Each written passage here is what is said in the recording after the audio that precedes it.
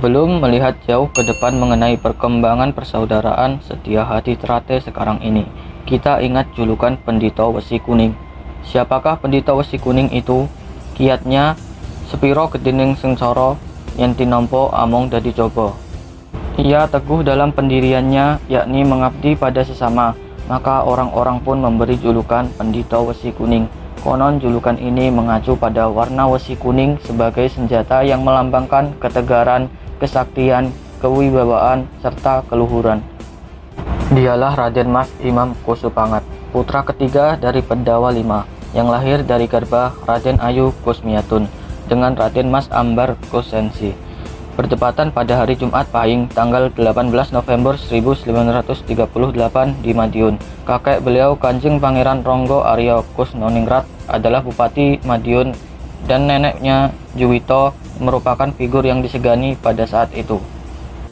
Menurut keterangan dari pihak keluarganya, Terah Kanjeng Pangeran Ronggo Arya Kusnoningrat selain dikenal sebagai penerus darah biru, juga dikenal sebagai bangsawan yang suka bertapa brata, yaitu suatu laku untuk mencari hakikat hidup dengan jalan meninggalkan larangan-larangan yang sudah ditetapkan oleh Allah Subhanahu wa Ta'ala, serta membentengi diri dari pengaruh keduniawian.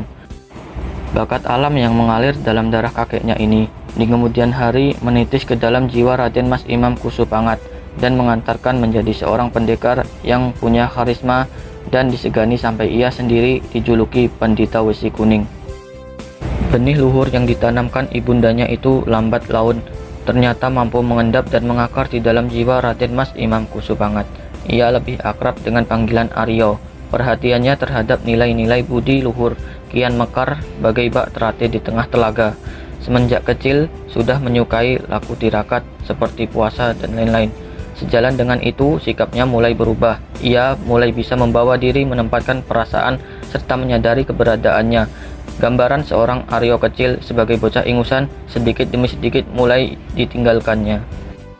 Rasa keingintahuan terhadap berbagai pengetahuan, terutama ilmu kebatinan yang menjadi idaman semenjak kecil, kian hari semakin membakar semangatnya.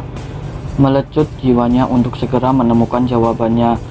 Barangkali terdorong oleh rasa keingintahuannya itulah ketika umurnya berjalan 16 tahun, Raden Mas Imam Kusupangat mulai mewujudkan impiannya.